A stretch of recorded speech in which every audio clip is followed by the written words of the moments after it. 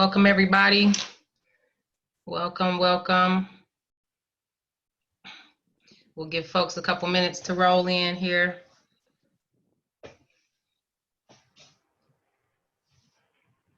Welcome, everybody.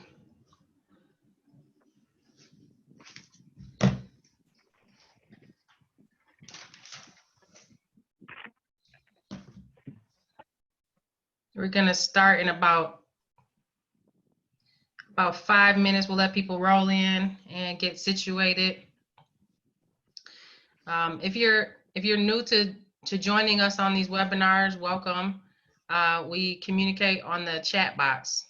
So if you can find the chat box on if you're on your laptop, it'll be at the bottom of your screen. If you're on your phone, it's a little different. You got to toggle through, maybe swipe left, swipe right, find the chat box, and we can communicate in there. Hey, Denise, good afternoon. Denise found the chat box. Hey, Sharon, good to see you as always, to see you.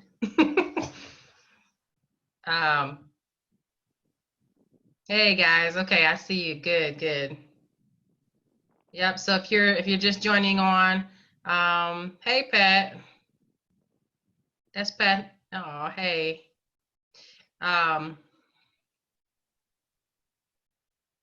Peace, Cat. Hey Fatima. Hey Nick. Hey friend, your first time. I'm glad you joined us. This must be an important topic for you. Hey Brandy. Hey Miss Betty. I know, Miss Betty, as soon as this webinar is over, I'm itching to go outside. It's all sunny. Hey, Magda.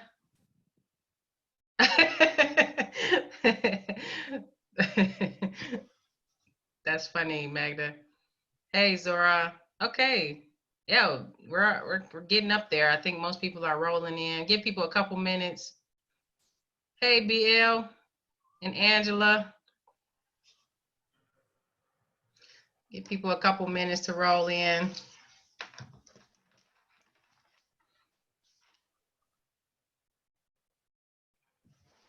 Hey, Sonia, how are you? Yep, so it looks like we found the chat box.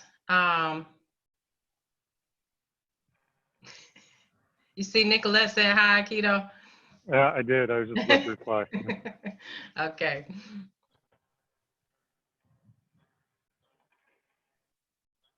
All right. So, so usually I start off with a poll to kind of gauge who's in the room, and this, we're learning this technical thing. So Keto and I jumped on earlier, and now I can't get in the poll, but I still want to hear from you a little bit. So why don't you drop me a line in the chat room, and just tell me why this topic is important to you really quickly. Like, why are you interested in container gardens? I really want to hear from folks. For me, I have a big shady tree in the backyard. Yes, Catherine, limited space, right? I have a big tree in the backyard, so I have to grow on the periphery. So I figure I'm gonna incorporate a lot of containers. This is a new house for me, so I'm still figuring out. So why is growing in containers important to you? Just moved in, haven't put in raised beds, limited space. Yep. Increasing your space, newbie. All right. Maximize growth potential. Yep. Trying something new. That's a good one. Apartment building. Yep. Sorry, what'd you say, Keto? Oh, I just said, yeah, the apartment building balcony. Yeah. Growing extras, want more space. I have large tree. Yes, that tree is on my nerve. I mean, let me say that right. I actually love the tree because there's a bunch of birds back there, but when it comes to my gardening, less stress on my back. Yep. A lot of critters hoping to wire it off. I got me some deer fencing. I'm gonna do the same thing. Yep. BL, we're on the same page. Yep. All right. Yep. So yeah, I think we're all on the same. Containers are easy to work with, and Yep. Yep. Nicolette containers are more manageable. Okay. Yep.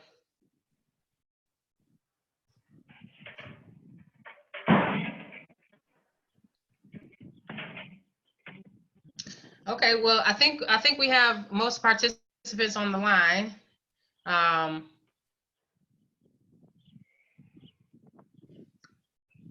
I'm trying. I've tried a couple of brands of the Zora was asking, can squirrels chew through the deer fencing? I've tried a couple of different fencing brands because I have with all the trees in my neighborhood, I have a big squirrel issue. So I have this new brand that says that it's squirrel proof. So we'll see. We will see. So that's what gardening is. You try again. Hey Sheila, nope, we can't hear you. Only way we will hear from you is in the chat box. So this is a webinar, so it's just a one-way thing. So we can't see you at all. Okay, all right, I think we got most people on the line, and if you just joined us, welcome. This is growing vegetables in containers. It's an important topic. We're going to be communicating in the chat box, so if you're just joining us, find that chat box. If you have questions during the presentation, I'm going to try to jump in with Keto and ask questions as he's going through the PowerPoint, and then we'll do a quick demonstration. All right,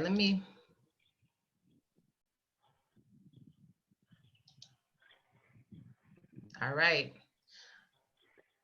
Okay. Hello, everybody. I hope you are all doing well. It is a glorious day out here at the farm, and it's kind of fun to be doing a class out here today. Of course, we're talking about growing vegetables in containers. This is one of those things that when I was living in an apartment in Hamtramck, a second floor apartment, we had a really tiny backyard, and that was my first real venture into growing things in containers. And my first year failed miserably. And so I've tried a lot of things over the years and kind of explored ways to use containers since then. So I have some gleanings that I'll be sharing with you guys.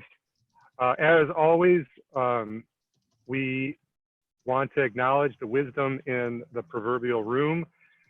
So if you have any other ideas or suggestions or additions to the things that I am sharing today, please bring those up in the chat box, and we'll try and highlight those as we go along. All right, so moving on. Quite simply, container gardening is the practice of growing plants exclusively in containers instead of planting them in the ground. And there's somewhat of an in-between would be raised beds.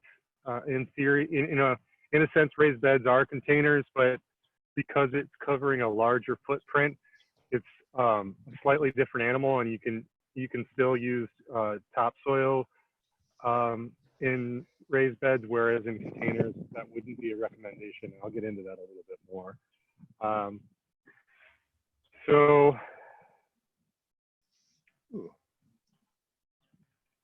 Oh, interesting. I was like, where are all my notes? And they just click on. Oh, there you go. So why use containers? Limited space in general, limited sunlight, proximity to water source. So they are movable, and ideally, I guess, once you have your containers all potted up, you probably won't want to move around too much. But if you have that spot in your yard and that's the only spot that gets sun to any extent, but it's concrete or just the soil is terrible, containers are a real viable option for this situation. I just want to bring up that, like, regardless, we're just to highlight the fundamentals of growing vegetables in terms of needs are access to at least 8 to 10 hours of sunlight a day, access to water, of course, or convenience of water, and then we're going to talk about soil mix. And on some level, there's kind of an added layer of like, you should probably think about some kind of fertilizer for containers, just because the medium, even if you're adding compost, it might be advantageous to add a little bit of organic fertilizer of some sort. If we can maybe discuss options for that.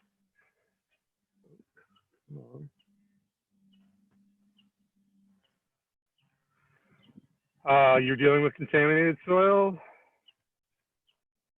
I already mentioned convenience of where containers are placed, and they are versatile. And you could even, in some situations, you could even get those little wheels, rollers. There's a big pot that's super full, and you can move it around on the patio. You could chase the sunlight each day. Not like anybody's gonna really do that, but kind of funny idea. If you're getting a late start in the season and you just want to get something planted, I think containers in general, like, and this would be a good point, is like, if you're trying to get somebody in your family or a friend, get them started on gardening, a container is like a real easy, accessible, like direct, simple way for folks to get started with the vegetable garden. So it's something that you could even bring to their house that's already planted up, and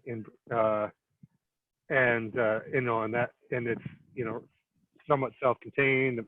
Maintenance is minimized on some level. The watering is increased, but just something to think about. It's something that you could kind of start at any time.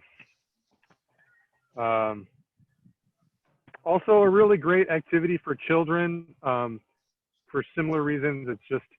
It's small. It's all kind of in its own little ecosystem, and you can set a child up with one pot and seeds or plants or whatever, and just let them play, and ultimately something will still grow there, and they'll see the results of that. So that's pretty awesome. And of course, limited access. You could be putting, for folks who can't bend over or have trouble getting down on their knees, these pots could be put up on a tabletop or a bench of some sort. And then, aside from filling the pots, you don't need to use shovels and hose and weeding and such. I mean, in the end, like, you're still like, it's gardening on a small scale. It's not, I got this 2-acre farm in the background behind me, and growing things on this scale is a totally different approach than growing in containers, but you can still get a really great product in the end. You have some control over things that are maybe aggressive growers. For instance, at my house, we love mint. We use a lot of mint at my place. We make, tea in the summer, and we dry it. We use it in cooking. And but mint is, can slowly creep and take over a whole garden, because it will spread underground and it sends up runners and such. But if you put it in a container, then it's kind of then it prevents that spreading, and that works out pretty nicely. So there's other perennial things that function similarly, but that's a good concept for a good reason for using containers. I think either eliminate or decrease weeds. I would say probably more decrease. You're still going to have weeds, but you're going to have less weeds, especially because you are, putting together a soilless mix of, either a mixture of potting soil and compost. So the base material that you're working with doesn't have weed seeds present in it. If you can recycle it and use it year after year, and ultimately weed seeds are going to find their way into the soil, but it's relatively easy to address. And then less risk of diseases. And this is a fun one, is playing around with containerscaping, or making kind of arrangements out of pots, and trying to have fun with it, using it as a beautification piece as well. maybe for maybe a situation where you are the front of your house, it gets the most sun, but you're not necessarily inclined to start a garden in your front lawn, but maybe you have some nice containerscapes like that are right that flank the steps to the front of your house, as an example. Okay, moving on. Disadvantages of containers. Um, this is probably the biggest one here, is that containers tend to dry out relatively quickly, and especially once the summer hits and we have, and if you're using black pots or plastic pots that are dark colored, they will tend, and the smaller pot is, the quicker it's going to dry out, of course. So whereas in the garden, we are typically out in the field, in the garden, we're trying to water the garden, thoroughly one time a week. Containers might need it 2 or 3 times a week because they don't have that reserve of water, of the groundwater surrounding the plants. That's gonna, once the top layer dries out a little bit, then it rehydrates from the existing groundwater. So they're going to be needed to be watered more consistently, and that's a really important thing to stress. Is like, you're going to want to make sure you stay on top of watering, or your plants are going to get stunted. Keeping up with fertility needs. So I'll talk. We're going to show you how to make a soil mix in a little bit, but compost is included in the recipe, and compost does provide some fertility, but because the other half of the mix is essentially peat moss, or potting mix, which is mostly peat moss, it doesn't have a whole lot of nutrients in it. Whereas the ground, like if you're planting in the ground, the sand, silt, and clay that make up garden soil are, there's lots of nutrients there that slowly break down and offer, that the plants can take up. So it's a slightly different animal in that way. We'll talk about, maybe a few ideas for other ways to fertilize in addition to compost as the season goes on. But you would probably want to be doing keeping up with fertility a couple times a season.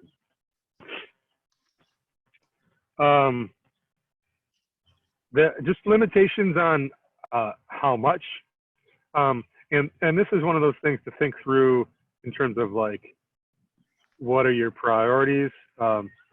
You can get as in terms of what you can fill, how many plants how much produce you can harvest out of, say, a raised bed. You're only getting a raised bed, as an example, a 4x8 raised bed. You are getting, in the best case scenario, probably a quarter or an eighth maybe of what you would get in terms of planting area in a large size pot, and of course that diminishes the ultimate harvest. And we'll kind of go through how many plants will fit in a pot and so forth later, but just I guess setting your expectations to not think that you're going to get huge yields. You are limited by the surface area of the soil and how many plants you can grow and what they can yield. So as we go, let's talk about now what can we use for containers. Essentially, if you can put soil in it and it doesn't fall out, you can use it to grow food, and with a few stipulations and guidelines, as I'll express as I go on here. Containers absolutely need to have good drainage, so make sure they have some kind of hole in the bottom, or drill some kind of holes to allow for water to at least slowly seep out. And we can talk, like for instance, you could use a milk crate and line it with some kind of landscape fabric, or even you could line it with throw cover, and that would function as kind of a filter for it to let the water drain out, but not the soil to fall out, as an example. Just a small point, if you do, whatever containers you use, some containers, if it's like a really flat bottom container, and you drill holes in it, or it's got holes in it, and those holes are in direct contact with the ground or concrete or whatever, then when it's really full after a rain or after a thorough watering, it may not have the ability to drain out if it's kind of stopped by that ground. So putting them on a few pieces of wood or something to lift them slightly off the ground, to allow that water, a way to drain out. Mm-hmm. Hey, I had a question on that one. Yeah. Nick says she just basically busts out the whole bottom of the container. Are you saying that there's possibility to get waterlogged with that, or she has been working for her so far, but Wait, say that again. She doesn't have holes in the bottom? As opposed to just drilling individual holes, she just takes out the whole bottom of the container. You know what I mean? Yeah. So it's a tube basically. Yeah. Or I mean, that's fine. It just that works. Yeah. The only downside to that is that, like, if you ever want to like move that container with all the soil in it to another spot, then the soil is not going to go with the container. But that works. That's a totally reasonable way to work it.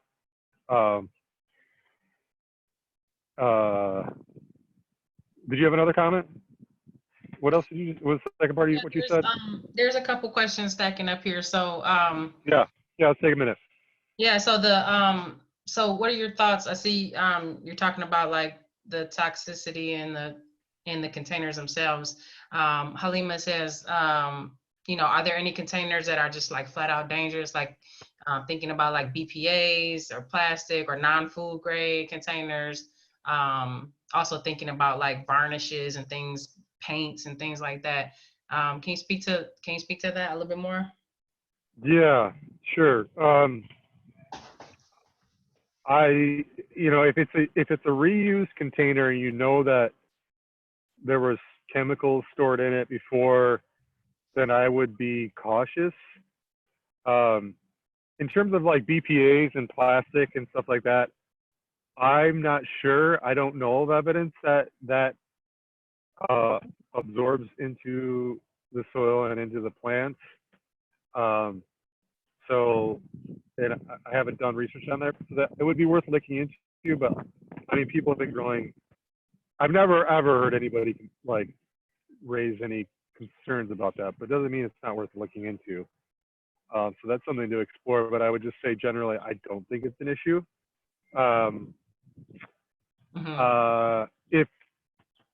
And then other. Yeah, there's a lot of questions about like container types. I'm assuming you're going to get to that. Yeah, I have a handful of examples here that okay. I'm going to show when I flip to the camera after I do the slides. Yeah, a lot of questions on these fabric pots. That are a little newer, and then type of things you can grow in them. A couple questions even about like perennials. So I have a list of questions, and if you don't get to them, I'll ask you at the end. So keep your questions coming, and Okay. I'll just try to interject at a certain time. So, but okay. And then let's talk about perennials for a second, though. That's a good one. That's just something to think about. So, yes, you can grow perennials, pending that like you have adequate space for their, for the needs of their root systems, and that's, it's unique to the plants. Like I mean, it could be anything from, raspberries to, um, uh, different types of perennial herbs. Um, but if you're growing, the thing about leaving them in a container over the winter is that they don't have the protection of, the roots don't have the same protection not being in the ground. So like the roots of plants that are planted in the ground have that thermal mass of the ground surrounding that buffer the extremes of the winter. Whereas in a container, that's all kind of exposed. So if you were overwintering perennials, based on what it is, you might consider either, kind of congregating all your pots together and putting a bunch of leaves around them to kind of create a big mass, a big thermal mass, so they can kind of protect each other. But in some circumstances, like where it's a plant that can grow here, but it's a little bit tender, it's like a tender perennial, like figs are a good example of that, where people have mixed success. Like if we have a rough winter, then figs won't overwinter well. But that's something, if you had a large enough container, then you could pull that into your garage and protect it during the winter, and then that would be, you'd be good to go. So yeah, we're gonna definitely talk about more containers, and I have a bunch of images here, so let's keep going. Okay. Okay. All right. So as it goes, here's a list of some ideas to work with. 5-gallon buckets, clay pots, old black landscape pots, which are abundant, an old boot, just as a joke, old drawers, laundry bags, crates, barrels, planter boxes, water bottles, etc. And so let's keep going, and here are some visual examples. So in the middle here, you can see these are those grow bags that people, it basically looks like a bag that was sewn out of landscape fabric. And they come in different sizes. I think they come in like 10-gallon and 20-gallon, maybe even 5-gallon. I'm not sure if they're smaller than that. One of the advantages of those is because our fabric, it helps as the sides dry out. They dry out. One of the things, they kind of dry out first, and they call what's called air prune. So it helps avoid issues with plants becoming pot bound, where the roots grow out to the edges of the plant pot and kind of grow circularly along the edges. If that's happening, in most cases, it's probably because you've got a situation where the pot is not big enough. We see it all the time in the when we're planting our transplants, because they're in those tiny cell packs. But you can play around with other ideas, everything from kitty litter boxes to 5-gallon jugs with a top cut off. Those laundry bags that you can get from the dollar store, which is looks like a check pattern woven plastic. You could burn some holes in the bottom of those and use those as containers. You could, here's getting into like some more kind of crafty ideas of using coffee cans in boots, and congregating a bunch of tubs, or stacking them. To the left there, you can see it's kind of the idea I was talking about with a bulb crate or an open, cell crate got lined with some kind of fabric or something that's holding in the soil. Hey, Keith, I noticed there's a question here because I noticed most of these containers are not translucent. So there's a question like, Do you need to paint the bottoms of, like if you're using something like milk jugs that are see-through? Um, would you need to paint the Uh, protect the roots or? yeah, I don't know. I think it's probably fine. I don't think you necessarily would need to do that. Um, I think it's, just make sure that. And then I mean, with the one with the clear water jug, basically that plastic 5 gallon water jug with the top cut off. I'm not sure. I think, the concern in that situation, if it was really clear, like milk jugs are kind of translucent, but if it was really clear, then you would be, creating an environment for like uh, maybe algal growth or like, you know, or, anything that in that low air water situation, you could have like algae growing along the insides of the container. I'm not mhm, sure if that would be much of a problem, but something to consider. right. And then those 5 gallon buckets, yeah, Asada's asking, do you just drill some holes at the bottom of there? And then there's a question earlier, like, do you ever have an issue with like soil leaking out of the holes that you drill? Yeah, I got a trick for that. Okay. Let's talk about it. Um, so generally speaking, I would try and drill at least 1/4 inch holes, and maybe even it's hard to get a drill bit that's big enough for if it was like a 1/2 inch would probably be even better. But yeah, just drill like if it was 1/4 inch holes, like just do like 20 of them.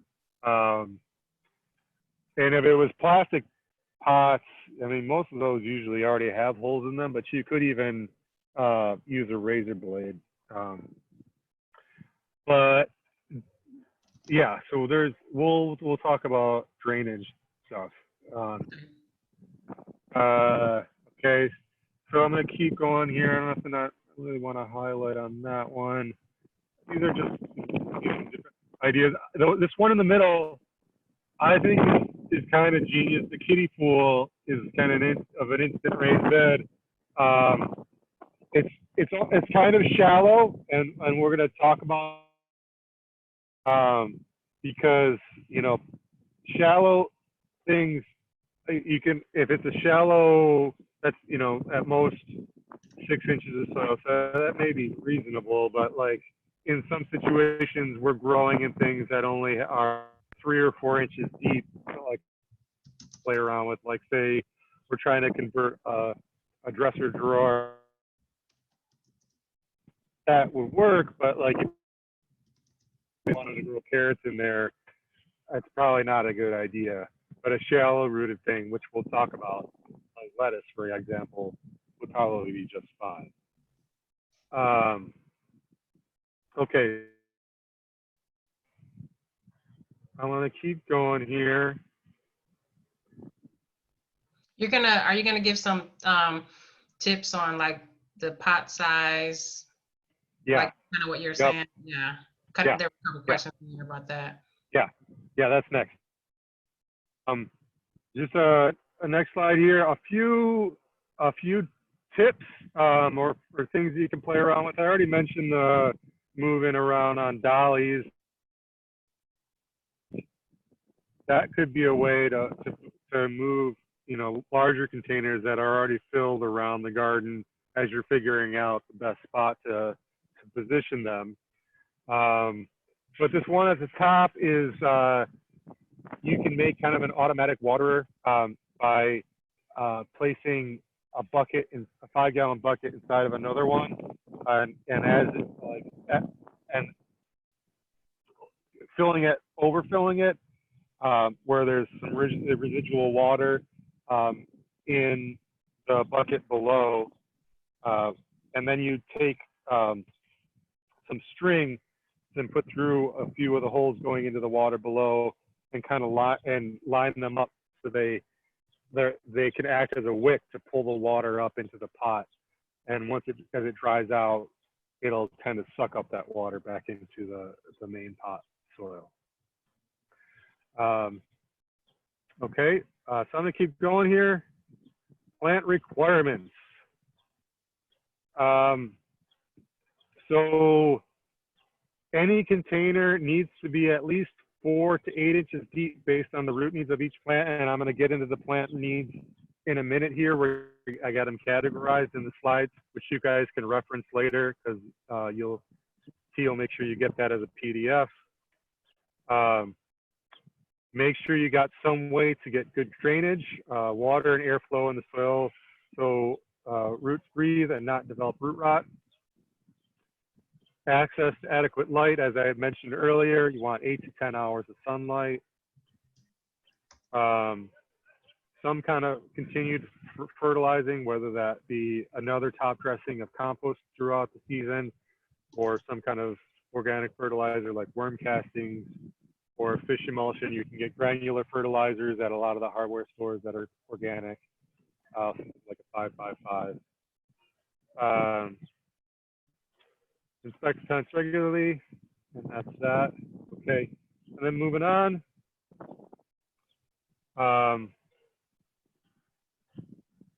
What are the needs of successful containers? Pots are large enough for intended planting. A good potting mix.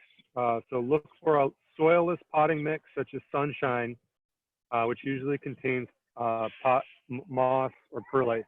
So for a potting mix, I want to emphasize, you do not, when you got it with something you'd probably buy in a bag. You can also get just peat moss in bales, but you don't want to be using topsoil in containers. Anything that's smaller than 3 feet in diameter, you do not want to use topsoil. You could maybe get away with using straight compost. It's not ideal because you might have issues with it holding on to too much water. The potting mix helps kind of balance that out generally. But the issue with using topsoil is because vegetables require air in the soil. You know, well, soil life, living soil requires air. So, and for the plants to have that symbiotic relationship where the soil is doing the work, and they can absorb what they need from the soil. Part of what those roots need is air, and a regular topsoil in a container tends to compact over time through watering. The air slowly gets pushed out. The light fluffiness and kind of open structure of how the potting mix functions allows for that air to be more prevalent than in a situation where you have tops. Hey, Keto, on that point, you had a question earlier about that peat moss. Some people, it's not the most environmentally friendly thing. Is there any recommendations that you have for a mix that doesn't include the peat moss? The other option is coconut coir, COIR, which you can get in compressed bricks that functions very much the same way. It's recycled coconut husk, so that's kind of a nice secondary use of something that's being harvested. In terms of environmental impact, I've heard people talk about like, peat moss is harvested from the peat. It's supposedly harvested sustainably from the peat bogs in Canada, so it's only traveling from Canada. Whereas coconut coir, needs to travel from, semi-tropical or tropical parts of the world, probably most cases from overseas. So, I don't know, but that is definitely, another viable option. And like I said, you could experiment with growing in straight compost, but I have some hesitations about that, but some people are doing it, so worth a try. Hmm. Have you ever heard of like nutshells? It was a question that came up, like walnut No, shells.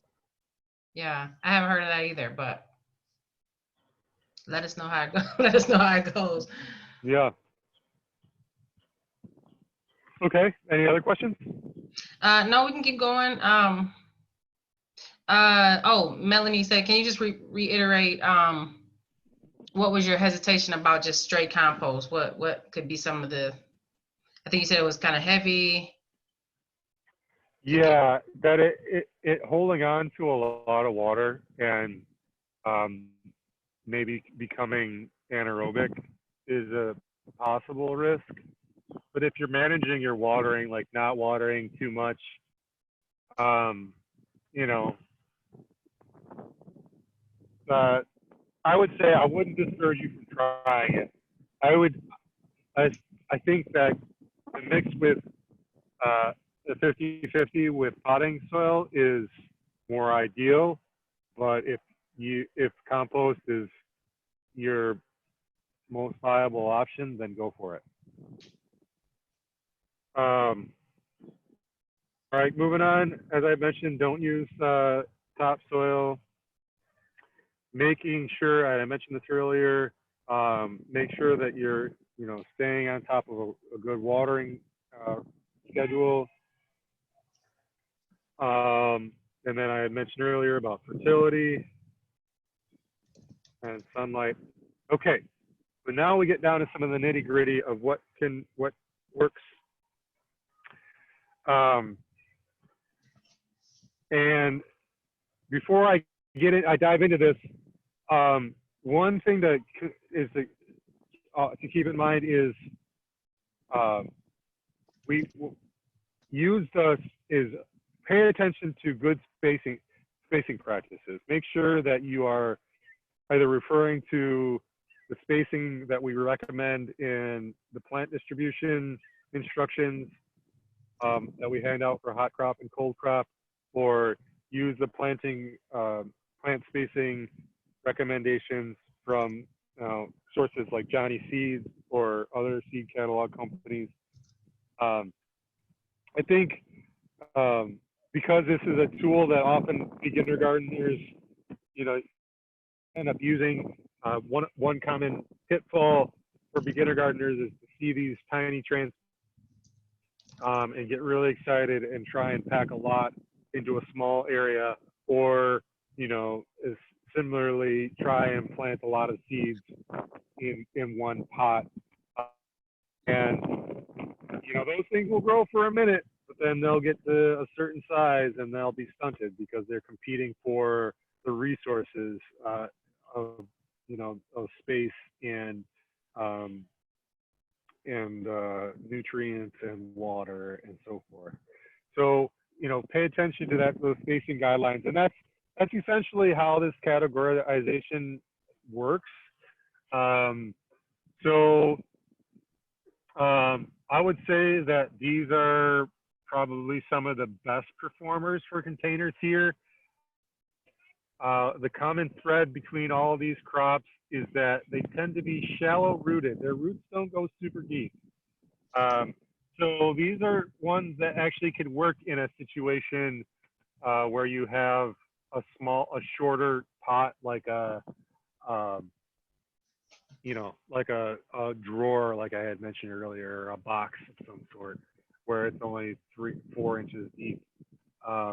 They can live there, and it means you're going to need to water more often because you don't have that depth of water below as a reserve, but it'll work.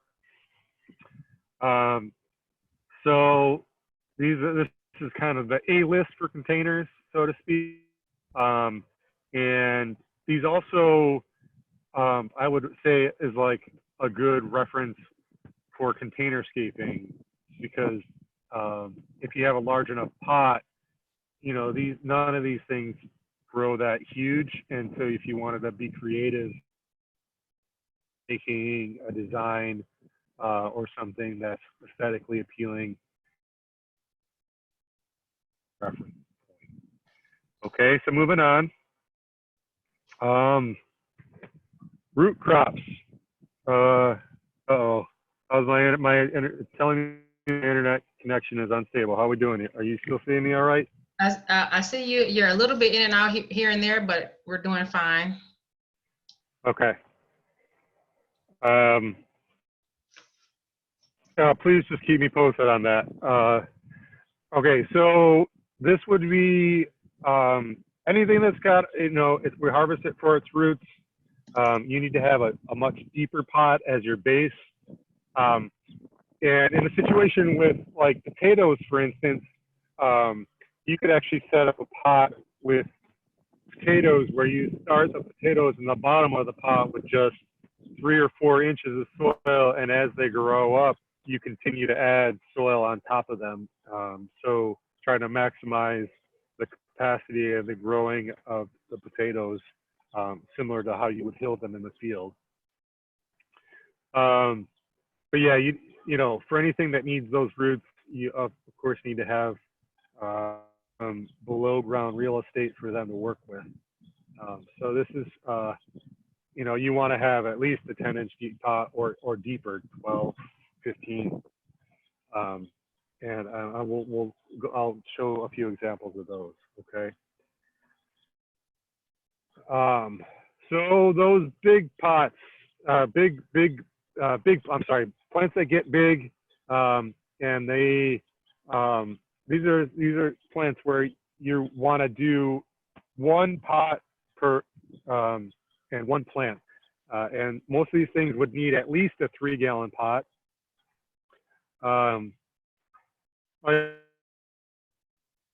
Back to what I was saying at the beginning is when I first started playing around with containers, I was trying to grow. I thought it would be reasonable to take a 1-gallon pot to grow a kale plant. I thought, but they never got much bigger than teenager size, like a foot and a half at most, and they just, you don't get the big flourish.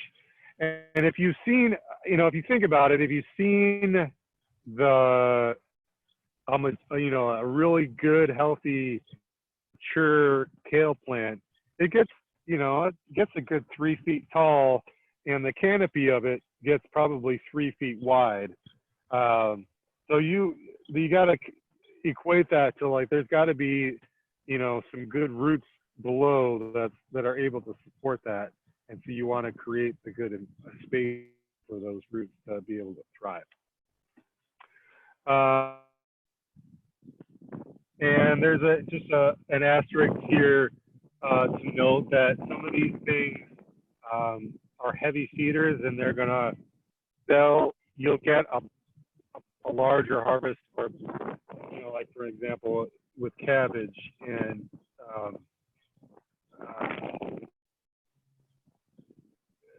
Brussels sprouts, you're gonna need to fertilize them to get a sustained sprouts. Okay, and then moving on, now we are talking about vining crops. Again, a 3-gallon pot. Yeah. Quick question. That was earlier, and I just remembered. Somebody was saying that there is an issue with like tomato plants tumbling over and things like that. Do you have any thoughts on how to secure them or support them so they don't tumble over? Some of those larger ones you mentioned in the last slide. Well, tomatoes always need staking, right? Regardless.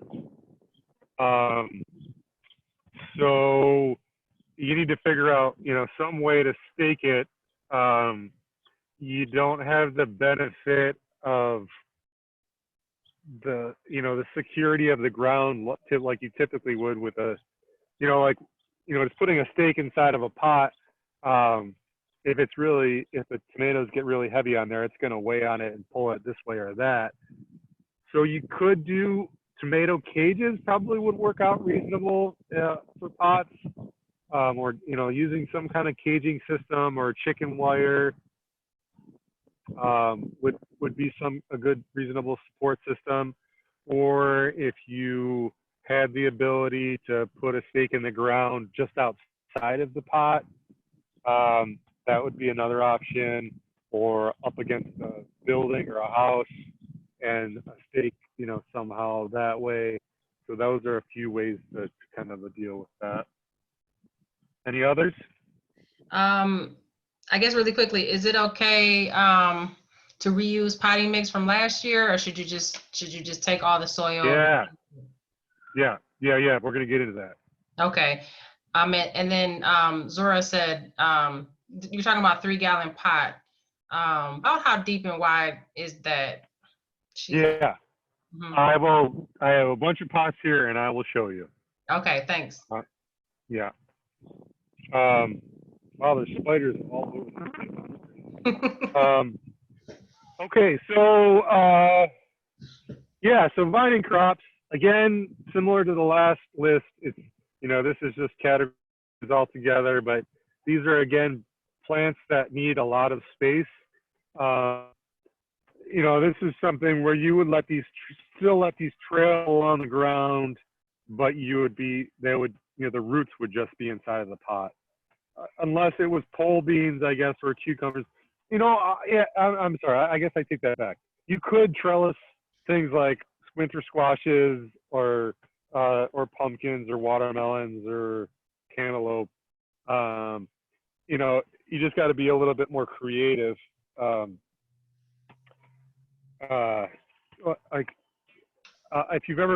If you've seen any, there's a really awesome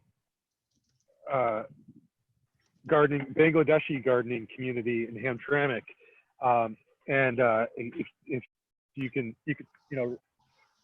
see, driving around town, you can see some of these trellising systems that people have, and they tend to use like old plant stalks or things that are or tree branches to lift those things up off the ground. So you could be creative, or they'll do a thing where they'll have it planted in the ground, and then once it binds up, they have it going laterally over the top of some stakes in kind of a boxed platform, so to speak. Branches, basically the concept there is to things that they can climb up on, that they're not laying directly on the ground. Not totally necessary. Like you could easily grow watermelons and squashes and let them, trail along the ground, but it could be helpful for discouraging pests, pests who prefer to kind of look for their foods at ground level. So anyways, a thought. The one exception in this situation would be peas, where you could do a couple, maybe 2 or 3 inside that 3-gallon pot. All right, let's keep going. So just overwintering care, I absolutely encourage you to reuse potting mix. When I used to do landscaping back in the day, we would always take the potting mix and put it in a pile with shredded leaves, and to create some fertility. Those shredded leaves would decompose over the winter months and through the spring, making a nice, and then you refresh it with compost the next year. It's That's totally nice. reusable. Yeah. And just a reminder that if you're using any kind of clay pots, just generally speaking, I would, it might be a good idea to like empty all of, have a spot in the back of your garden, or a place where you can, just make a pile of the potting mix and empty that stuff out, because clay pots particularly are gonna crack if they're left outside to freeze it all over the winter months.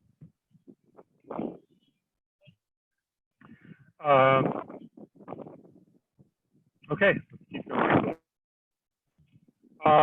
Most common mistakes are using garden soil instead of potting mix, not not managing the water properly, or and maybe watering too much or just letting them dry out.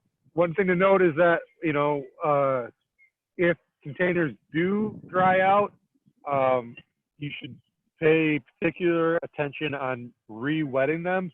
Um, a phenomenon that happens when a soil gets really, really dry is that the water will essentially kind of pass right through it and drain out the bottom, and you won't have good saturation. You'll be like, usually, if you're watering a container, if it starts to come out the bottom, you're like, oh, it's too much.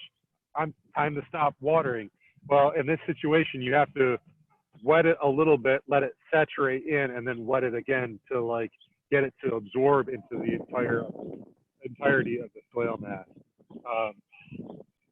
Because otherwise, it may only really penetrate into those top, top few inches, and not really, and dry out again really quickly, and you're not really helping out your plants in that situation.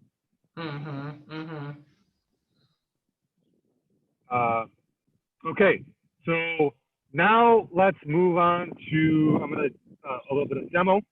I am going to show show some examples. Yeah, I'll just start showing. Okay. Hey, don't forget to stop sharing your screen so we can see your demo. Yes.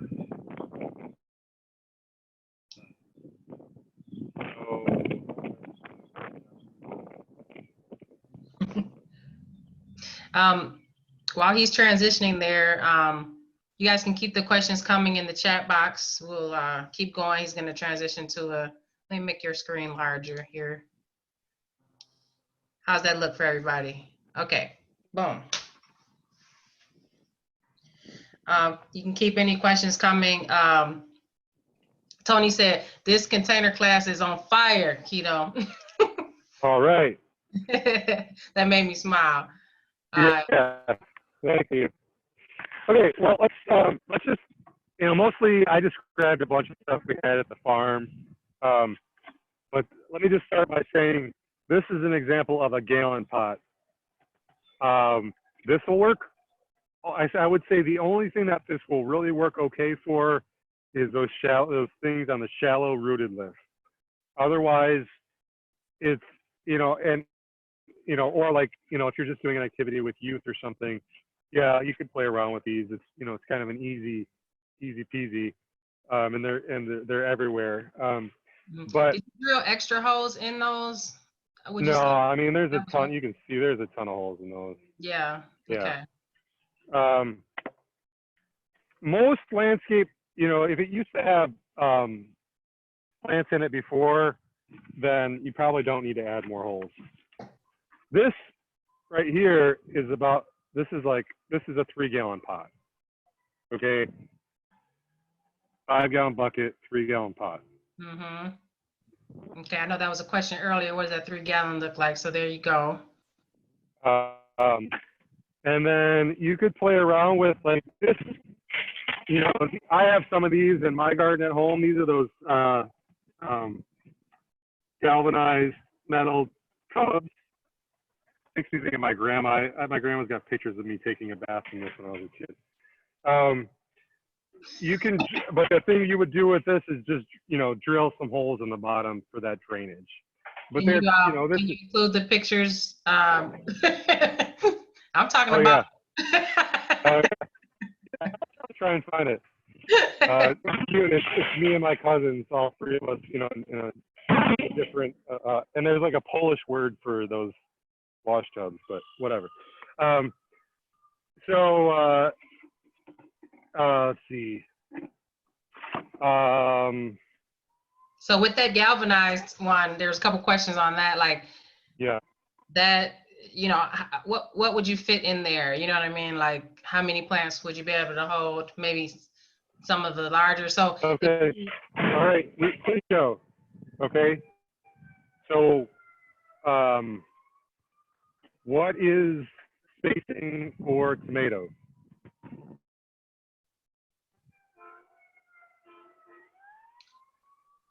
Anybody? How far apart do you space tomatoes? Oh, 2 feet, 2 Helena. feet. Yes. Thank you. Okay. And what's the diameter of this? This is about 2 feet.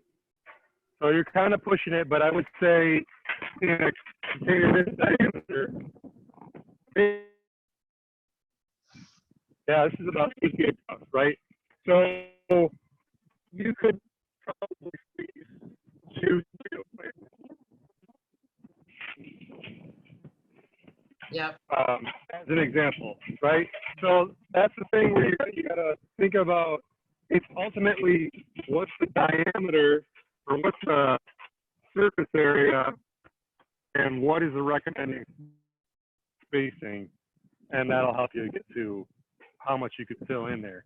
But you Yeah. could, you might be able to get away with, 2 tomato plants and 2 basil plants in here, for instance. Yep. But otherwise, it would be like a tomato plant per bucket, and 1 tomato plant, 1 bucket. Yeah. And how about like something Um, like squash and watermelon? So if you didn't see, there was a couple charts that Keto had in the slideshow with what type of plant and what size pot. So I'll make sure you get the slides for that. But just looking at that, there was a couple questions about either watermelon or squash. What size pot? I think you said the 5 gallon for a no, watt. I said 3 gallon. I would say 1 plant per 1 plant watermelon or squash. And it might even be pushing it. These might even be a little small, but I think it's reasonable. I've actually never done that, but I just based on spacing and knowing, about root needs, having some general understanding of root needs, I would say that these are probably both reasonable to try, but bigger might be better for 1 plant for those. So we talking about drainage or, how much would you fit? Like, all right, so you got something, this is about 1 foot deep, maybe slightly bigger in terms of depth. And then a 5-gallon bucket is, almost 1.5 feet, almost 2 feet deep. And if you had, here's a bigger container that's, about 18 inches. So one, you don't, if you're dealing with shallow rooted things, you don't necessarily need to fill that all the way with soil. And in some cases, like a deeper pot, a deep, narrow pot, you only need soil in the top, the top half.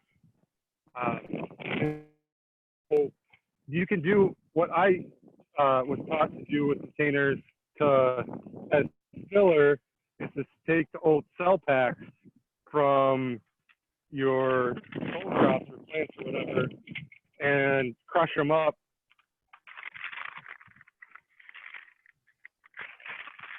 and just use them, just put a bunch of them in there just to create, just to hold the space. And this also helps with drainage. Mm-hmm. Yep. So this kind of, another thing that people do is using large rocks that are like the edges. So it still allows the water to come out, but it fills up space and it acts as a barrier to prevent the soil from leaking out the holes. But I'm going to fill this about halfway with these crushed containers.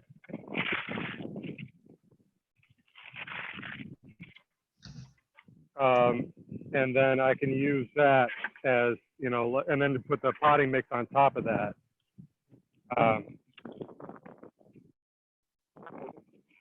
So yeah, I mean, I'm thinking about mixing it up. I'm not sure if it's really necessary, but like just to explain about soil mixers, this The sunshine mix. This is the potting mix that we use here at the farm.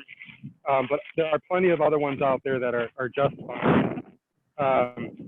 When I say 50-50, just to make sure that I'm clear about this, is I would use a 5-gallon bucket or one of these containers as a measuring, to measure, fill it up, 1 bucket of compost, 1 bucket of potting mix, 1 bucket of compost, 1 bucket of potting mix, and mix that up together really well. I might even actually, at that time, before I even plant the stuff, use some organic granular fertilizer, like a 5-5-5, to have that as a reserve. And how those granular organic fertilizers work is they're slow release, and they also need the microbial activity like present in something like living soil or like the microbes that are present in compost to break those nutrients down and make them available to the plants. So there's kind of a dynamic there. It's not like you could just add granular fertilizer to peat moss straight. You won't necessarily have the same effect. And there's usually application rates on the bags for containers, so you can just reference those. Just don't overdo it. And liquid fertilizers also work well, or compost tea. And a really simple compost tea, if you're trying to like just give your plants a little bit of a boost, is like fill a bucket, a 5-gallon bucket, with about a quarter of it with compost, fill the rest of it with water, stir it up real good, leave it for 24 hours, and then strain that and use that as a liquid water in your plants. And that will, that's a good way to get some nutrients into the containers. See, I think that's mostly what I wanted to demonstrate. Let's open it up to questions. Okay. I guess this is a crate, like this is that kind of see-through crate you could line with something like row cover or some kind of fabric and use that as a container as well. Yeah, Keem said, which one of those would you use for potatoes? Something bigger, like this big. I would do like maybe two seeds, maybe 3.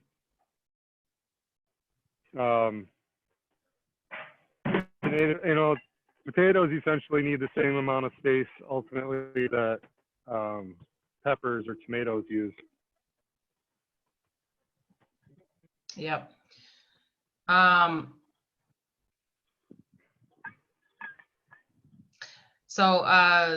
Okay, Jamie said he's about to look at a soil mix. He's got perlite, vermiculite, lime, bone meal, and worm castings. Is there anything else he should add to that mix? I wouldn't add the lime. I don't, like, if you're making up your potting mix, you're probably not having to with pH too much or not wanting to, like, potting mix is pretty neutral. Maybe don't really worry about it, and compost is can you try coming closer to your laptop? I think that might be maybe some internet. You're kind of in and out. We can hear you mostly, but maybe okay. How's that? Any better? It sounds like it's better so far. Better? Yeah. So you were talking about lime. Can you list again? Yeah, perlite. List. Perlite, vermiculite, lime, bone meal, worm casting. Okay. Perlite and vermiculite are essentially ingredients that are combined with peat moss to make a potting mix, and their function is to create airspace in the soil, because they're the nature. It's like, well, like they're it's like small pieces of minerals that's able to hold air. So that's their function in the potting mix is to help with that airspace. So just use those accordingly. Um, you know, it's just a portion of that. I don't know an exact recipe for peat moss, but you know, just enough to have a nice plucking of the white dots in the peat moss. Um, things like worm castings are essentially are functioning as a fertilizer, so that's a top dressing, or just incorporating a couple cups into a couple 5 worth, and the other mineral that you mentioned would be similar, green sand, or I don't remember what the. Yeah, I think the only thing he didn't have is the green sand, maybe. A couple other questions here. So Halima was asking about like her dwarf trees, like fig or pomegranate. What size pots would you recommend for those? And a couple people had asked about perennials. Would you bring perennials indoors at all in the winter? No. Okay, so for what, fig, and what was the other one? Pomegranate. Pomegranate. I'm not familiar with pomegranate and its nature, so I can't speak to that one.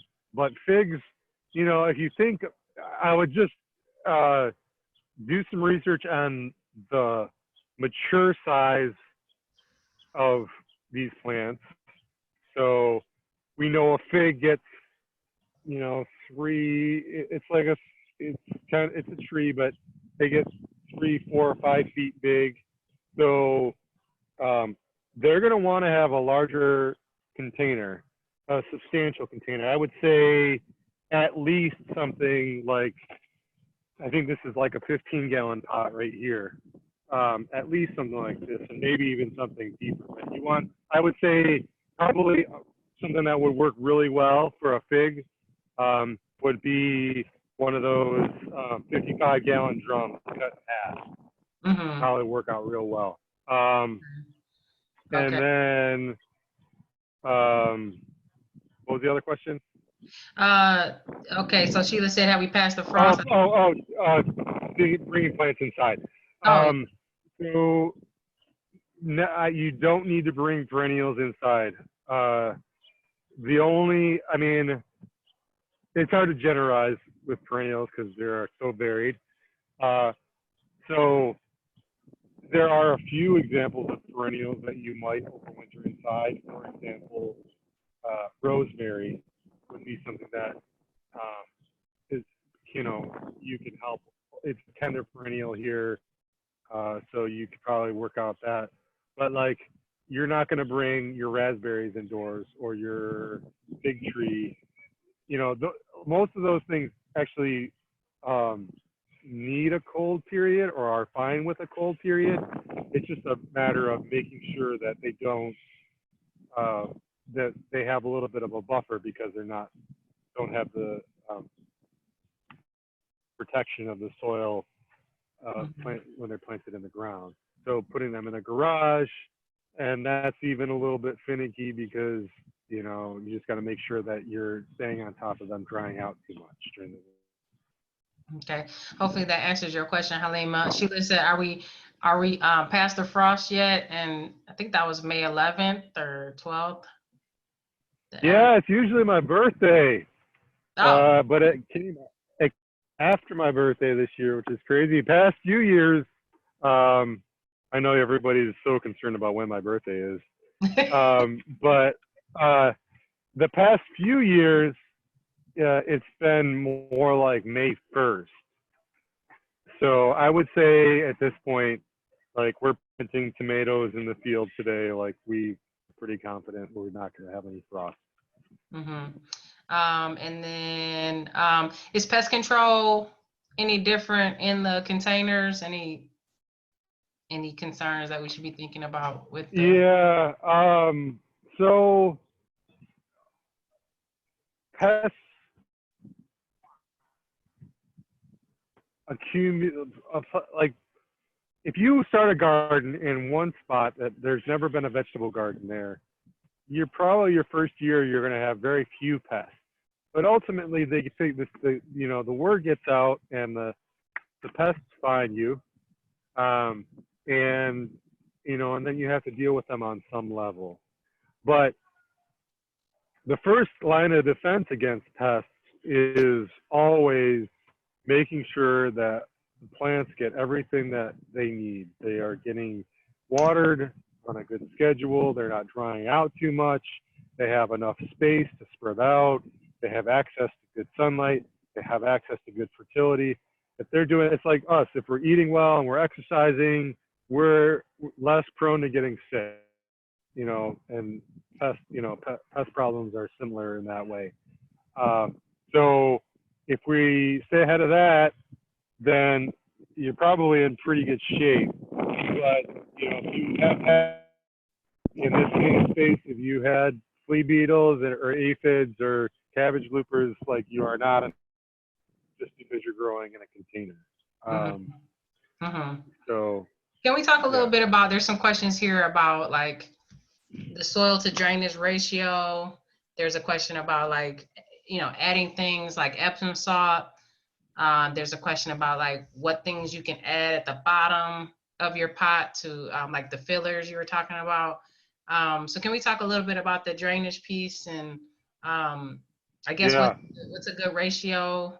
I guess it depends on how shallow your crops are. Yeah. Well, the question is how much potting soil do you have to work with, or whatever, or your 50-50 mix. Like if you're okay, I got my half yard of compost from the Garden Resource Program, and I just bought 2 bags of pots, and I mix them together, and I have 10 containers, and you get halfway through, and you're like, oh man, I filled those containers to the top, and I'm running out of material. What am I gonna do? That's where you're trying to like play games player in the bottom. So you can, in any of these situations, you don't have to use of resource conservation of not, if you only have so much to work with, then you don't necessarily have to have enough potting soil or the mix to the entire pot. But I doubt much, even if the holes are this big, you're probably not going to have a whole lot draining out the sides. So in terms of the ratio or whatever, it kind of depends on, so that's the one factor is how deep are the roots going and do they have enough? And after that, it's just kind of Epsom,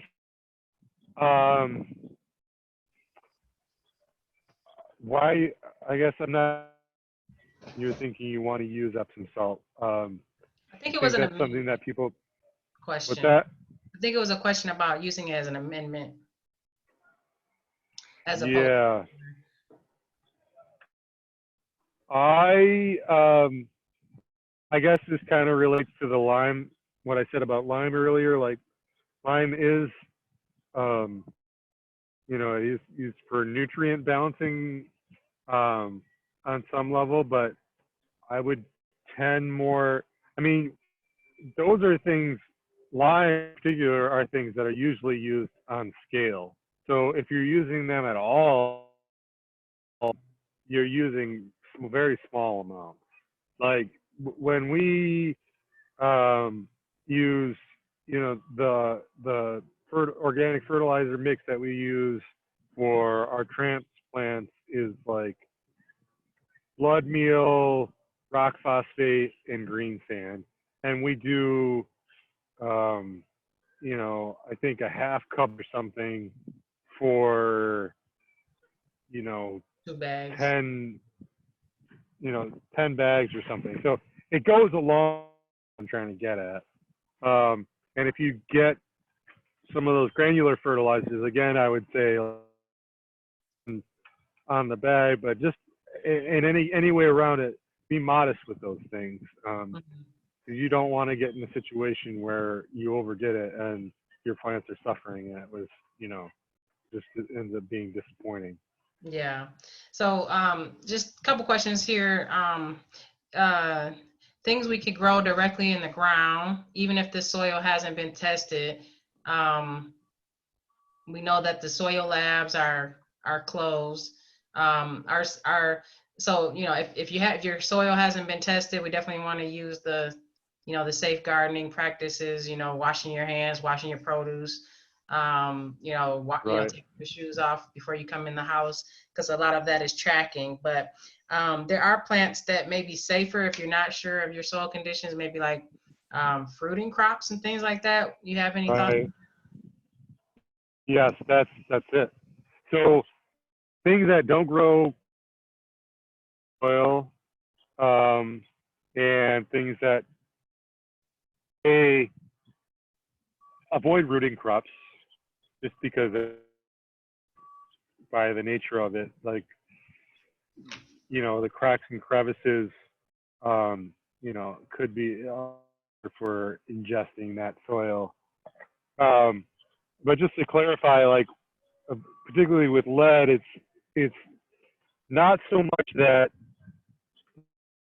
thing that the plants are taking the lead material itself, and then we're eating that. It's the contact with the lead or dirt or whatever. It's that the soil we're inhaling the soil dust.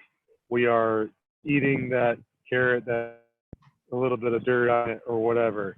Um, so that so that's why fruiting crops would probably be the best recommendation of those circumstances. Um, but I just want to emphasize: be cautious and don't take soil contamination when you're sure. Um, Yeah. so, We're um, definitely gonna have to invest in a hotspot, I think. You're a little bit in and out. I think that would help. But okay, last question, okay. I think, throw any last questions in, but groundhogs. Can we talk about groundhogs a little bit? uh, get a trap Traps, yep, or a dog. or a dog. Gotcha. And then Keem is asking resources for soil testing. Typically the Garden Resource Program will provide you with one free soil test a year. And all of the labs are closed right now. So as soon as those labs open up, we'll be able to process soil tests again. So sorry about that. And then yeah, folks are, jumping in squirrels, rabbits. Any thoughts about um, ridding us, helping us in the war against? Yeah. Uh, are can mostly be by some kind of fencing and Yeah, wire or something. You just have small enough holes that the rabbits can't get through it. So if you surround the garden with those, that's reasonable. Squirrels are really hard. Squirrels are able to climb and move around. There's talk of using scarecrows or flash tape or old CDs like discourage them or them, but uh, that only they pick up on that if you know it doesn't get them by a certain point, then they're gonna figure it out and just continue about their business yeah. I of think taking a bites out of your tomatoes. But there I have again, it's one of those things people have talked about trapping, get a live trap, and then bring them to a park or something. yeah. Sonia mentioned earlier peppermint water. peppermint oil mixed with water, spraying that around, throwing the scent off. Let's see. Should you fill the container beyond the depth that you need so it retains water longer? That'll help. The Kim is saying compost. So if you're a member of the Garden Resource Program, we can't do the compost pickup on the hot crop distribution. It's those the compost pickups are at the regional hubs. So if you're a member, Family Gardens can get the half of yard. Community Gardens can get the whole yard. And then just give us an email at info@keepgrowingdetroit and we can send you those locations, okay? Hanging containers, oregano and basil, I think those are fine. Those are shallow rooted for those hanging containers. Yeah. Those hanging porch containers, those shallower porch containers, I think are good for all of those shallow root options. The salads, herbs. Any experience with the upside down tomato planters? I haven't want to try that too, Catherine. Have you tried that, Keto? I personally haven't, but people seem to love them. They seem to work just fine. Yeah, I hear the cherry tomatoes are better for those. But I haven't tried them directly, so just the weight of them. Mary had been asking about lavender. Sorry, Mary, I know you. She's asking any suggestions on how to grow lavender, but then also she had asked earlier about growing lavender in straight compost. Can you give her any tips, Keto? Lavender is not that hard to grow. Um,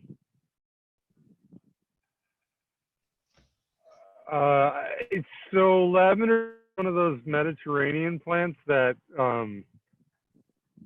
tends to like slightly dry. Not to have its feet wet all the time. Um, so I don't have a. I would say maybe just without having say that maybe it would be better not to do just straight compost. They might need a little more of the kind of drier quality, so to speak, of a potting mix mixed in, or even some sand. But they'll grow in most garden soils, pretty okay. They don't. Some of them are tender perennial over winter well, or if we have a at our house that they did fine for a few years, and then we winter, and then they didn't come after the season after that. So they're a little bit finicky, but I mean, I guess the short of it, I would say, is not unreasonable to try. Even though I'm telling you that I don't think compost is the best option, I think it might work, and you should try it. Yep. Okay. So we're basically rounding out, just kind of doing some talk time if folks needed to ask questions. So definitely, if you were here for the containers, I see a few folks dropped off, and we're just kind of chatting right now to get through some of these questions. So thanks for joining us. If you got to go, we're at about an hour and a half. Just getting through a few extra questions here. Yes. Tony said, just a reminder to please make those childhood bathing photos available with the slides. Denise says, outstanding. Hannah said, thanks so much. If there's any final questions, Keto and I'll stick around for a second. I'm just trying to make sure I didn't miss anything. Angela says, can you grow all of the herbs in the same pot? And I guess it depends on the size of your pot. And I agree with Catherine that mint you want to keep it separate because it's gonna travel. I got mint that I Yeah. put in a pot and it still hopped out of the pot and Yeah. and all in my bed. So all right. So just kind of making sure. Um would you change, this is from Jamila. Hey Jamila, would you change any of your methods if you have a greenhouse with the potted plants? Um Thoughts of using pots inside of a greenhouse? Anything different from your vantage point, Keto? Say again? Using pots inside of a greenhouse or a hoop house, anything different? No.